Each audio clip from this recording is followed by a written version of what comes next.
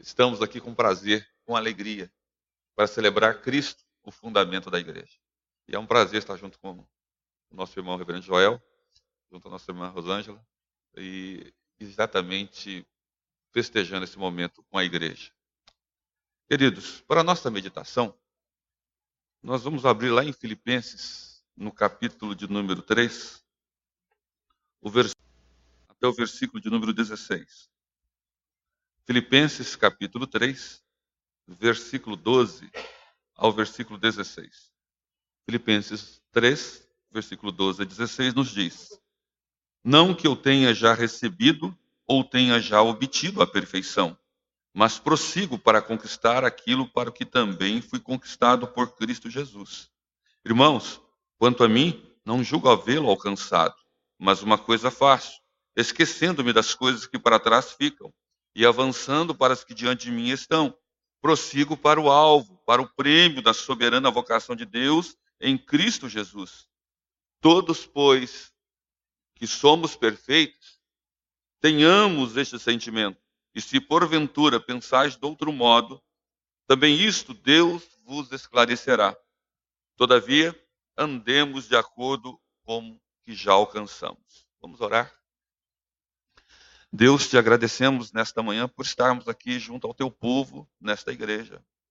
Igreja que o Senhor, há anos atrás, inaugurou essa história, deixando aqui, ó Deus, as famílias, colocando nelas a impressão do teu amor e trabalhando nelas gerações para que neste momento estivéssemos aqui, esta igreja forte, sadia, abençoada e abençoadora. Certamente o que temos lá no norte da ilha, ingleses, é fruto da visão que o Senhor deu aos primeiros que aqui adentraram. E é fato que o Senhor consumou exatamente a criação daquela igreja, fazendo exatamente acontecer na história como o Senhor mesmo fez aqui nesta igreja. Assim te louvamos e te agradecemos. Se a filha ou se aquela que é uma das filhas pode olhar para frente e se espelhar na sua mãe, certamente, ó Deus, ela poderá no futuro almejar também um espaço tão importante e tão impactante na sociedade como esta. Assim, te agradecemos pela história desta igreja. E te agradecemos pelo povo do Senhor aqui. Te agradecemos pelo conselho desta igreja, pela junta diaconal desta igreja. Te agradecemos, ó Deus, pelos pastores desta igreja. Te agradecemos, ó Deus, pelo teu servo, Reverendo Joel, que está conduzindo este trabalho junto aos seus colegas. Assim pedimos que o Senhor continue abençoando o nosso presbitério de Florianópolis, dando igrejas, ó Deus, que possam impactar a geração, a sociedade, enfim, o mundo onde está inserida no seu contexto presente. Nós oramos pedindo a tua bênção e a tua instrução nas tuas sagradas letras, para que possamos, ó Deus, ter uma visão clara de que o Senhor quer para nós no decorrer dos nossos dias presentes. Em nome de Jesus, oramos assim. Amém. Queridos, esses dias atrás, eu já tinha visto alguns vídeos, eu já tinha assistido algumas reportagens, algumas entrevistas de alguém que foi grandemente importante na história esportiva do nosso Brasil e que todo ano as pessoas lembram, ou pelo menos trazem na memória alguns fatos, pelo breve tempo que ele teve na história esportiva, mas pelo tanto que ele fez e pelo tanto que ele teve como expressão no nosso meio esportivo, que é o Ayrton Senna. E eu estava assistindo o seu vídeo e um filme que fizeram sobre ele, e ele falando nas entrevistas, narrando a respeito de quão é importante era o esporte para ele. Eu detectei algumas falas interessantes, é que ele olhava para a vida esportiva como um alvo, como um objetivo que ele tinha. Ele tinha sido aconselhado a não mais competir depois do segundo campeonato, no seu bicampeonato, e depois do terceiro, então, ele disseram, olha, agora você pode parar. Ele disse, eu não posso parar. Eu tenho ainda um alvo a ser alcançado. E eu fiquei olhando aquilo e falei assim, poxa, esse moço conquistou o que ele conquistou, teve espaço esportivo, lutou, E o mais interessante é que antes, um pouquinho, naqueles dias que antecederam, ou melhor, os 2 ou 3 dias que antecederam o seu dia de morte, ele correu para socorrer um amigo, colega. Ele ficou abismado com o acidente que aconteceu logo, grave, fatal também, com outro seu colega. E ele disse a importância de ter a segurança, mas ele disse: olha, ainda tem algo mais a ser conquistado, eu não posso ainda parar.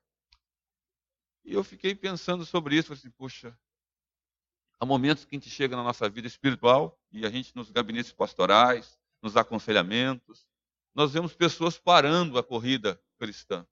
Vez por outra, pegamos alguém que desistiu. E quando você vai saber, ele diz: olha, pastor, não faz mais sentido. Eu digo: o que que não faz mais sentido? Essa corrida nessa vida, ou esse momento que eu estou vivendo. Eu digo: mas será? E eu trago, então, essa visão desse esportista que foi impactante no nosso meio, no nosso cenário nacional, que carregava aos domingos de manhã, enquanto estavam na escola bíblica dominical, a bandeira do Brasil, ou na parte da tarde, quando havia assim corridas, e nos dava aquela emoção de brasileiro, de sentir que a nossa bandeira está sendo hasteada pelo mundo fora, e era aquele pouquinho de sentimento que trazíamos naqueles dias difíceis na economia, no país. Até parece que as coisas mudaram, mas estamos ainda passando as dificuldades. Mas naqueles dias, aquele brasileiro parece que nos representava, porque era aquilo que nós queríamos, não parar. E alentava os sonhos de muitos, porque inspirava, trazia e movia certas vidas. E quando então ele vem a morrer,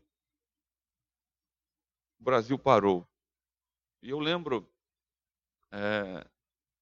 que a situação foi gritante, porque São Paulo, nessa época eu estava em Campinas, fiquei assim abismado de ver como aquilo nos impressionou pelo tamanho, dificuldade que foi o povo se movimentar naquele dia daquele moço, o seu velório e tudo mais. Foi difícil. Acredito que naquela uma das entrevistas que ele dá, ele disse: olha, eu sei que Deus está comigo. E o mais interessante é que ele deu um depoimento sobre Deus que eu fiquei assim olhando e falei assim, poxa, ele chegou a compreender exatamente o significado que ele está falando. Ele sabe exatamente. Ele disse, por isso eu não posso parar. Eu sei que Deus está comigo.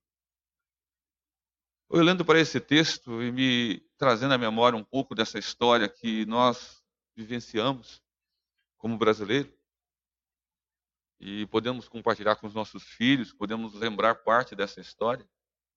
Podemos olhar para um texto bíblico e ficarmos aqui estupefatos diante deles e assim, puxa, essa história está aqui, diante dos nossos olhos. Paulo escrevendo aos Filipenses, e ele o faz lá nos idos do ano de 61, depois de Cristo, ele está escrevendo da prisão, está preso, está algemado, está ali acorrentado, de certa forma, porém ele diz lá no capítulo 1, no versículo 12 a 30, de que o evangelho não está algemado e de que ele aspirava a coisa ainda maior e melhor. E contraria muito aqueles que muitas vezes dizem que o melhor de Jesus está por vir. E a gente faz, poxa, menção a isso, e a gente não pensa que nós temos o melhor. E nós não podemos, segundo Paulo nesse texto, pararmos a nossa corrida. E nós temos que continuar a vencer. Se Senna queria ser vencedor no esporte e ter realmente algo a nos dar a orgulhar como brasileiros, segundo a sua fala, Paulo diz que nós devemos ser vencedor na vida espiritual. E é isso que queremos propor e pensar um pouquinho com você nesta manhã, sobre ser vencedor nessa vida espiritual. Poxa, nós temos que falar de vitórias, mas temos que, não naquele aspecto triunfalista, de que não temos que passar por lutas ou por dificuldades, ou que nós vamos sempre estar ali por cima. Não. Até mesmo quando passamos por lutas, sabemos que estamos vencendo porque Jesus está conosco. E Paulo, ao escrever aqui, ele nos deixa nesse capítulo 3 algumas questões interessantes, porque ele começa falando sobre a alegria, ele estava falando no capítulo 3 aí, deixando claro sobre esse momento de alegria que, embora preso, ele podia sentir. Ele diz: quanto a mais, irmãos, no versículo 1, alegrai-vos no Senhor. E é isso que ele nos exorta a lembrar dessa alegria. Devemos correr exatamente olhando com essa alegria. Mas ele fala sobre alguns perigos na vida cristã e ele diz: olha, tome cuidados, alguns cuidados nessa sua caminhada. Ele disse que apesar do status que ele possuía, ou que ele tinha, ou que ele tinha obtido na sua vida, no versículo 2 ele fala sobre os avisos, sobre os alertas. No versículo de número seguinte, 4, 5, ele vai dizer sobre algumas coisas, olha, sobre a falsa confiança que muitas vezes trazemos. E ele diz: olha, eu podia confiar na carne. Se qualquer outro pensa que poderia confiar na carne, eu ainda mais. Ele faz esse grau superlativo em relação às pessoas, dizendo: olha, eu elevo, eu coloco acima. Ele diz no versículo 5, olha as minhas características. Então ele dá um dado histórico sobre ele. Ele diz: fui circuncidado ao 8º de cumprir a lei. A minha lei se cumpriu exatamente também comigo. Ao 8º dia da linhagem de Israel, da tribo de Benjamim, uma tribo importante. Sou hebreu de hebreus, quanto à lei, fariseu, quanto ao zelo perseguidor da igreja, quanto à justiça que é na lei, irrepreensível. Tento praticá-la como ela disse que tem que ser. Ele diz: olha, se alguém pensa que pode se ostentar, sou eu. Vou dizer que sou o vencedor. Mas ele começa então a mostrar algumas considerações posteriores. Mas ele diz no versículo 8, sim, ele considerou no versículo 7 tudo como perda por causa da sublimidade de Cristo. Ele diz no versículo 8, sim, deveras, considero tudo como perda por causa da sublimidade do conhecimento de Cristo, Jesus meu Senhor, por amor do qual perdi todas as coisas e as considero como refúgio para ganhar a Cristo. E versículo 9, ser achado nele, não tendo justiça própria que procede da lei, senão a que é mediante a fé em Cristo Jesus, a justiça que procede de Deus, baseada na fé. E aí ele vem dizer que parece, olha, ele está aqui, parece que no ápice. Ele chegou a dizer tudo o que nós precisávamos saber. Só que não. Ele diz: olha, eu quero dizer algo mais. No versículo 12 a 16, o nosso texto que lemos. E ele vai nos dar alguma orientação para o nosso dia a dia, para sermos de fato vencedores como ele na vida espiritual. E no versículo de número 12 ele diz: não que eu tenha já recebido, ou tenha já obtido a perfeição, mas prossigo para conquistar aquilo que também foi conquistado por Cristo Jesus. Ele está falando da salvação, do prêmio máximo, de toda aquela coroa, de tudo que envolve a salvação na sua plenitude. Ele diz: olha, não estou gozando ainda da plenitude dela. Como se Cristo nós não tivéssemos de forma plena. Não, é que ainda não se consumou. E o texto que o irmão leu, o nosso irmão reverendo Edson leu aqui de manhã, agora no início, fala lá que aquele que começou a boa obra em vós, no versículo 6, capítulo 1, versículo 6, há de completá-la até o dia de Cristo Jesus. Então Paulo tinha noção, fala: olha, eu estou salvo, mas há algo ainda por se realizar que é infinitamente superior, algo que está fora do meu controle, fora do meu ganho aqui meramente humano. Eu tenho que ainda batalhar, trabalhar. E ele está dizendo, exortando sobre essa vitória na vida espiritual, que todos nós almejamos, que todos nós queremos e que todos nós buscamos. E muitas vezes as pessoas buscam, até mesmo achando: olha, eu vou fazer isso, vou fazer aquilo, para conseguir alguma coisa melhor, algum destaque espiritual. Mas não é isso que Paulo está dizendo. Ele está dizendo: olha, não é na justiça da lei, não é naquilo que o meu braço faz, mas é tão somente estarmos em Cristo Jesus, a sua salvação plena. Então ele está olhando lá para aquele prêmio final da salvação. Na teologia, nós falamos dentro da escatologia que nós estamos salvos, mas ainda não, estamos marchando, aquele famoso já e ainda não, mas Paulo está olhando nessa perspectiva. Eu estou continuando a batalhar na minha fé. E ele diz algumas coisas aqui no versículo 13. A primeira coisa que ele diz sobre ser vencedor na vida espiritual, ele é: olhe para o seu passado. Alguma coisa te prende nele? Vença essas amarras. Vença o passado com suas amarras. Irmãos, quanto a mim, não julgo havê-lo alcançado. Versículo 13. Mas uma coisa faço, esquecendo-me das coisas que para trás ficam e avançando para aquelas que estão diante de mim, ou de mim estão. O passado é algo que pode nos trazer impedimentos terríveis à caminhada abençoada que pretendemos ter. Há excelentes coisas no passado. A nossa lembrança, às vezes, pululam coisas fantásticas que vivemos, vivenciamos com pessoas, em situações, conquistas. No entanto, muitas dessas coisas nos impedem de caminhar. E aí nós temos a tendência de temos que passar por cima dessa lembrança e não apagá-las. Mas olha, quero exatamente lembrar do que Cristo fez por mim e que ainda não conquistei nada. Estou buscando mais, arrastando-nos muitas vezes por ficarmos presos ao passado, ao desespero, porque não conseguimos repetir às vezes aqueles mesmos prodígios que fizemos. Às vezes tentamos representar aquilo que fomos no passado, tentando imaginar que, olha, vamos fazer de novo, vai ser igual. E aí você repete, e nunca foi igual, e nunca será igual àquilo que você fez a primeira vez. Por incrível que pareça. Porque Deus está te dando uma nova possibilidade, diferente. Deus está te fazendo você olhar para frente e dizer: olha, eu vou fazer algo maior, melhor. Aqui só foi um treinamento. E Paulo entendia dessa perspectiva. Portanto, ele não tinha essa desesperança. Ele não ficava simplesmente fracassando no seu presente, amarrado ao seu passado de vitória. Porque muitas vezes o passado de vitória nos faz fracassar no presente e não abrir para o futuro. Paulo, o apóstolo, traz à memória o seu histórico lá, versículo 3 e 6 desse versículo aqui. Ele lembra: sou hebreu de hebreus, quanto à lei, fariseu. Olha, eu fui circuncidado ao 8º dia.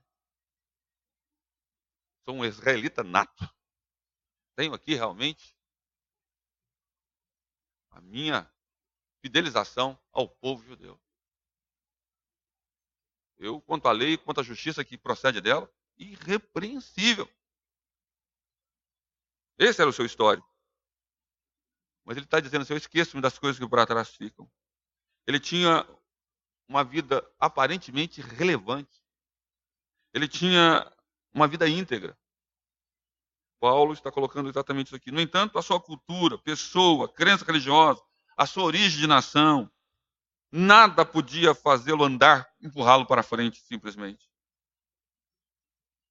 Porque ele tinha noção, no versículo 7 a 11, que Cristo o achou.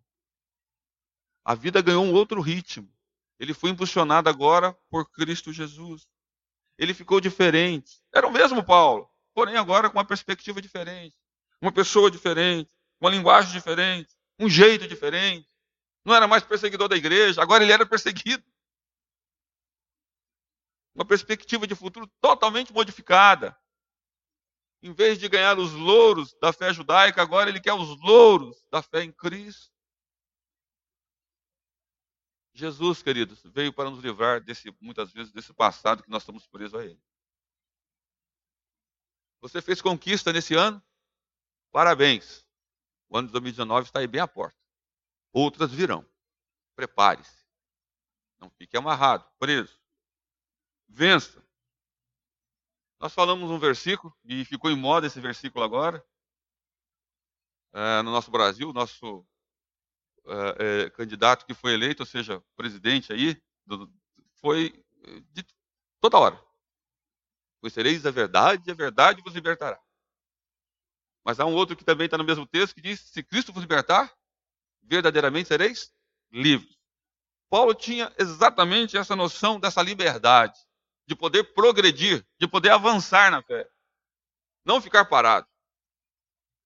Não ser somente empurrado pelos outros, mas fazer parte da história como protagonista. Porque Cristo estava no seu centro da sua vida. Então ele estava olhando não simplesmente para a história passada, mas para a história futura, que estava para acontecer. Portanto, ele vencia as amarras do passado, esquecendo das coisas que para trás ficam. E ele, mais do que ninguém, diz algumas coisas interessantes, porque lá em Romanos 8:37 ele diz que somos mais do que vencedores por meio de Cristo Jesus, que nos amou. E lá ele coloca dentro de um tribunal, dentro de uma sala, de um recinto, várias coisas que podem tentar nos roubar, ou tentar nos tirar a paz, ou tentar apagar aquilo que Cristo fez em nós. Ele diz, olha, nada disso pode nos separar do amor de Deus que está em Cristo Jesus, o seu Filho. Paulo sabia disso, por isso o passado não lhe perturbava. Ele venceu o passado. E é esse texto que nós propomos nessa manhã, dizendo o seguinte, olha, vença na sua vida espiritual. Acabe com essas amarras. Continue olhando para frente. Os nossos irmãos, muitas vezes no passado, disseram, olha, aqui será uma grande igreja no futuro. E nós vamos lançar as bases. E Deus honrou a fé. E os fez vitoriosos, porque vocês estão aqui. Porque eles olharam para frente. Não ficaram presos. Aquilo que talvez os prendesse lá atrás. E olha que as dificuldades eram muito maiores do que as nossos tempos. Olhando em termos de tecnologia, de apoio, de várias circunstâncias da época. É só conversar com pessoas mais experientes ou que vivenciaram com aqueles lá do passado. Como a história nos ensina, como essas pessoas, às vezes, numa visita, numa conversa, nos passam informações preciosíssimas de como vencermos pela espiritualidade em Jesus Cristo. Portanto, queridos, está preso a alguma coisa? Vença. Tira essas amarras. Sabe? Desatraque o seu navio do porto. Lance. Recolha as suas âncoras. E lance o seu navio ao mar. Segunda coisa que Paulo nos faz é avançar. Determinação no avançar. Versículo 13. E avançando para as coisas que estão diante de mim. Ou avançando para as que diante de mim estão. Que coisas que ele olhava? Estava olhando lá na frente a vida espiritual. Ele estava olhando a coroa em Cristo Jesus. O prêmio da soberana vocação nele, em Jesus Cristo. E ele estava almejando esse prêmio. Ele disse, eu vou conquistar. Eu vou conseguir. Muitas vezes nós só ficamos admirando, platonicamente, as coisas. E não ousamos alcançar. Pegá-las. Tomá-las. Ah, eu vou conseguir, eu vou conseguir, eu vou conseguir. Mas só fica nesse discurso muito positivista. E não propriamente de uma ação concreta, determinante, que vai determinar exatamente, olha, eu vou chegar. E estou chegando. Já estou lá. A ideia é que do texto nos coloca na situação de avançar, ir em frente, com vigor, sem parar. E muitos desistem na vida, param, ficam paralisados. E a situação começa a se resolver por algum fato. Às vezes, você toma alguma impulsão na sua vida. Eu não sei se vocês leram alguma história sobre um personagem também nosso, da nossa cultura brasileira, e que faz todo domingo programa de televisão, Silvio Santos. E eu li uma coisa sobre ele que me chamou a atenção um tempo atrás, e eles estão, parece que, colocando isso de novo por aí para a gente ler. E é bom que a gente leia. Ele disse que chegou quando não tinha nada, lá no Rio de Janeiro, e vendia coisas na rua. E ele estava desempregado, ele pediu um emprego a um amigo dele. Esse amigo dele não lhe ofereceu um emprego. Não lhe pôde dar um emprego porque o emprego era para o sexo feminino e não para ele. E não lhe deu um emprego. E ele saiu de lá frustrado porque ele precisava daquele emprego. Mas ele arrumou alguns trocados lá, vendendo alguma coisa, e acabou vendendo coisas na rua, e acabou comprando uma banca, e da banca ele foi aumentando o seu negócio. Mais tarde, o seu amigo chegou, olha, bateu a porta. Ele já era bem rico e estava já bem próspero, e pediu-lhe emprego, e pediu desculpa por não ter dado emprego a ele. E ele disse assim, não, eu quero te agradecer, eu que tenho que te agradecer, porque você me impulsionou. Você me impulsionou a ver que eu poderia ir mais. E eu olhei essa história e fiquei, puxa. E eu fui ver outras histórias parecidas. E eu estava lendo também sobre um moço que é personagem aí, também hoje famoso empresário na área de escola de idiomas, e conseguiu alavancar a sua vida a partir do nada, mas a partir de um processo semelhante. Falei, poxa, como isso ocorre dessa maneira? E o mais recente dele foi um moço esse ano, que hoje faz propaganda aí de um banco, e conseguiu, e está sempre na nossa televisão agora falando, pegue a visão. Eu fiquei assim, o que esse moço quer falar? O moço vendendo água lá no Rio de Janeiro. E ele disse, num dos vídeos de 1 minuto que ele fez no seu quarto, simples, ele diz, olha, se você pensa que a crise está lá fora, você não consegue pegar, comprar uma garrafinha d'água e multiplicá-la, a crise está dentro de você. Eu achei estranho aquele vídeo. E ele disse, pega a visão. Eu falei assim, poxa, essa é a frase famosa dele. Que visão é essa que esse rapaz está falando? Só que eu fui ver um pouco mais dessa história. Esse moço conseguiu que alguém olhasse ele lá de fora, um outro brasileiro, e disse, olha, é isso que eu tenho falado para os brasileiros. Que nós precisamos olhar e ver que nós podemos ir um pouco mais do que temos ido. O sucesso do Silvio Santos, o sucesso desse dono de escola de idiomas, desse moço que estava lá fora agora, dono de um time de futebol e tudo mais. Nós temos que tirar a crise de dentro da gente. Eu falei, poxa. Eu olho para o texto e digo o seguinte, Paulo está olhando e diz assim, qual é a crise que se instalou em nós? Qual é a crise que muitas vezes nos prende? Na vida espiritual. O que nos amarra aqui, o que nos prende? Paulo diz, isso muitas vezes temos que tomar um choque, temos que ser impulsionados por algum fato, e às vezes ficamos brigando com situações, e quando devíamos recorrer ao dono de todas as coisas, e olhar para ele, e ver que ele pode nos dar realmente um avançar diferente. Ele diz, você não pode simplesmente resolver por um fato as coisas na sua vida às vezes, mas você pode crer em alguém que tem toda a solução para todos os fatos que compõem a sua história. Paulo afirma, avançando, sem parada, marcha continuada, firmeza nos passos, mirando algo, é ir em frente, apesar dos obstáculos. Certamente há coisas boas, diferentes, possibilitadas por Deus à sua frente. E você tem que encará-las. É avançando que se chega a elas. Não é parado. Quem não quer buscar algo que represente e de fato seja a vitória? Quando lemos alguns textos na Bíblia, às vezes não compreendemos com exatidão o que eles significam. Sob oração, pedi, pedi e dar-se-vos-á. Buscai e achareis.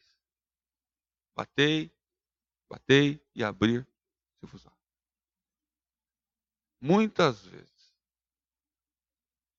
oramos como que não acreditando que aquilo possa de fato acontecer e nem fazemos nada para que aquilo aconteça. Paulo está dizendo assim, olha, queridos, saia dessa inércia, continue na sua marcha cristã. Quem não quer buscar algo que represente de fato uma vitória na sua vida? A vitória aqui uma das coisas que você tem que entender que a vitória aqui não é aquela que está lá além. Aquém de você. Ela está aqui. A primeira vitória é aqui, ó. É você. É você se derrotar naquilo em que você está de fato sendo vitorioso, que é no seu fracasso. É na sua história pessoal, muitas vezes, de espiritualidade. Não, eu acostumei assim. Eu vou levar a vida assim mesmo. Vou na igreja ao domingo, de manhã, vou domingo à noite, e assim a vida continua, nessa mornidão. Não, querido. É muito mais do que isso. É como alguém com fome, esperando realmente ser alimentado, mas não só esperando, mas buscando para ele mesmo fazer o seu alimento. E quando põe a mesa, ele come com aquela vontade, com aquela voracidade, que eu falei, meu Deus, ele estava com fome mesmo. Paulo diz, avance. Essa situação continuada. Saia dessa zona de conforto, porque vitórias estão lhe aguardando. E é isso que Paulo diz na sua vida espiritual. Sabe? Nós temos que aprender com Paulo, avançar. E por fim, queridos, no versículo 14, Paulo nos fala de algo muito interessante para ser um vencedor. Continue olhando para frente, mas com fé e esperança no vitorioso. O versículo 14 diz: prossigo para o alvo, para o prêmio da soberana vocação de Deus em Cristo Jesus. Ele continuava olhando para o vitorioso, Jesus Cristo. Há muitos que conquistam vitórias na sua vida, mas perdem o essencial. Paulo volta o seu olhar para o alvo que ele tem na vida, Cristo. Ele considerou tudo como perda por causa da sublimidade do conhecimento de Cristo Jesus. E agora Paulo volta os seus olhos para Cristo. Muitos têm alvos na sua vida. Eu me pego às vezes com jovens indo para a faculdade e perdendo aquilo que ele era sublime. Era um bom crente, é um bom servo de Deus, dedicado, e de repente ele vai para a faculdade, se envereda por caminhos sem volta, e os pais, quando recebem de volta, depois de 6 meses em casa, às vezes ele olha e diz, e isso? Quem é você? Não é meu filho, não é minha filha. O que fizeram com ele, com meu filho? O que fizeram com a minha filha? Muda o comportamento, muda a fala, às vezes muda a aparência, muitas vezes. E o pai fica, às vezes, transtornado. Um colega meu disse, eu estava passeando com um menino na praça, e de repente vi uma senhora chorando, e eu fui saber o que era. Ela precisa de alguma ajuda? Ela estava sozinha. Não, eu estou aqui chorando porque... Falando, pode falar. E aí ele se identificou, sou um pastor, e eu queria poder ajudá-la, se for possível. Ela disse, olha, ainda bem que o senhor é pastor.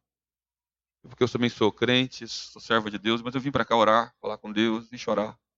Porque eu mandei meu filho para a faculdade, e ele veio para a faculdade.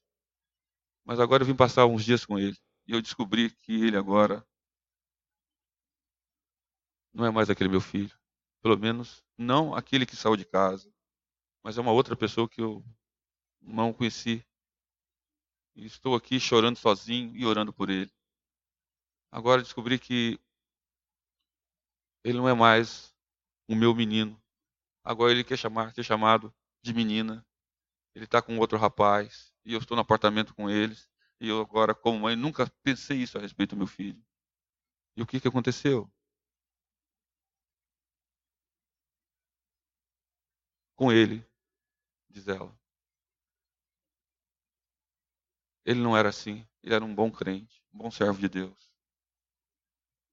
O que ocorreu com ele, pastor? Me ajuda. E o pastor falou assim, olha, com os olhos também cheios d'água, disse, minha irmã, exatamente não sei o que aconteceu com ele. Mas uma coisa eu sei que nós podemos fazer aqui agora, é orar.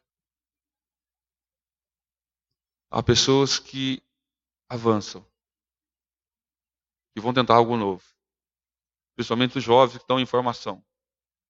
E são iludidos por ideologias,